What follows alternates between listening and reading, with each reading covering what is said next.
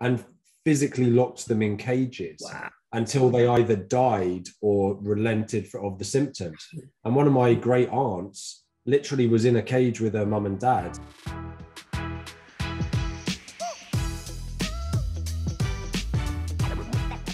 Welcome to the Bible in 1 Year podcast, brought to you by two Brits and aBible. Today is day 36, and we're going to be covering Leviticus. Yes, Leviticus 14 and 15. Leviticus 14, the Lord speaks to Moses and Aaron about the law of clean and unclean houses. And in Leviticus 15, the Lord speaks to Moses and Aaron about the laws relating to the human reproductive system.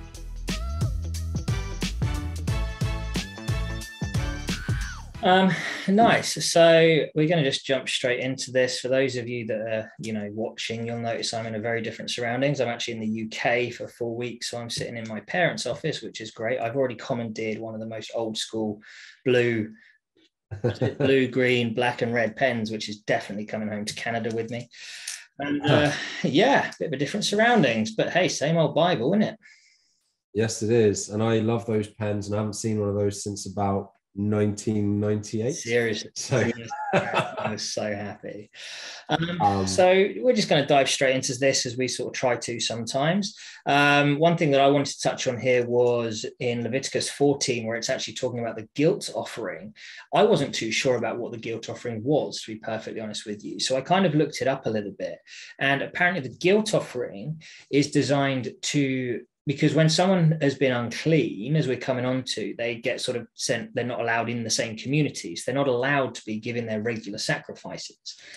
And the guilt offering is designed so that when they are deemed clean again and can come back into the society, it's an offering that they give to compensate for the missed sacrifices for while they are away, which kind of makes sense, really, because I guess, it would have been costing money for them to be paying these sacrifices. And so if they were away, they wouldn't have had to have paid the money. And so it's kind of could be a bit of a temptation to be like, oh, I'm unclean today, no sacrifice for me. So I guess it kind of tried to even out that a little bit, maybe, but that's the general idea of a guilt offering for you all.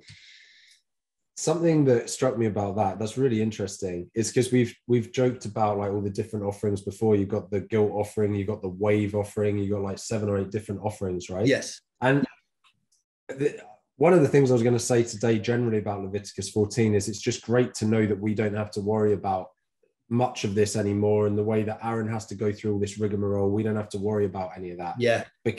But something that on top of that's just struck me though off the dome here is Jesus he was the perfect sacrifice. He was the complete sacrifice.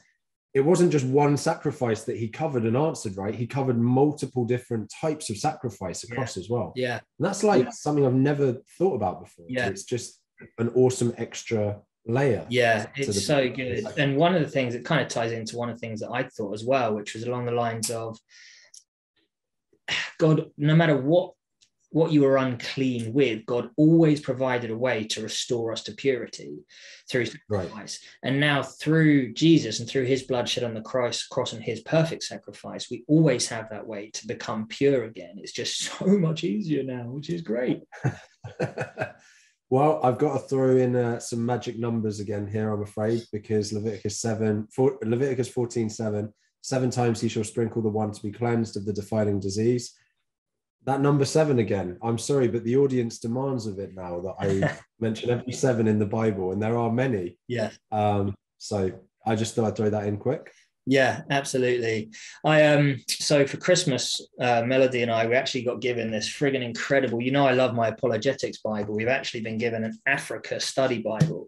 We spent 3 years in Uganda in Africa. And so our aunt and uncle bought us one of these, which is really cool. And there's some amazing stuff in there. And one of the things that it mentioned in here actually was in this sort of time, it mentions about how they treated people in the houses and cleaned the houses. And it actually mentions in here that while Ebola was going on in Africa, which I was actually in Africa for, and it didn't seem as big as I think the Western media made it out to be, but anyone suffering with Ebola, their house just got the house didn't get torn down, but everything got taken out of it that could, like basically they burned their clothes, they did everything to clear any potential contamination. And then as and when they were provided, they obviously came through and were healed from it or whatever, when they went home, they had like proper parties and stuff for people that had actually sort of made it through Ebola. So it was interesting how we still do similar things in Africa, or in this example they did, to how it was done by the Israelites. Right. I got a crazy story about that too, actually. So half my family's Italian, obviously. I believe you've met my nonna. Right? I think so, over Christmas at some point, yeah. Yeah, so Nonna and her village up in down in South Italy, there was an outbreak of the bubonic plague in, I don't know when this was, way back in the day. Yeah. And they literally took the people displaying like plague-like symptoms and physically locked them in cages. Wow. Until they either died or relented of the symptoms. And one of my great aunts literally was in a cage with her mum and dad, and the mum and dad died. And the villagers would sort of come to a social distance, using a bit of COVID wording there, to then throw the bread or throw the food to them, so they were at least feeding them while they were in this quarantine. My day. But it's just crazy, isn't it? But I also absolutely see the practicality of the unclean and everything like that. Some of it is more like symbolic, like, the discharge of semen, all that stuff. It's like, this is really gross. If someone's crusty with semen, they're not actually going to pass your disease necessarily, right? Yeah, you're frowning. That's fair.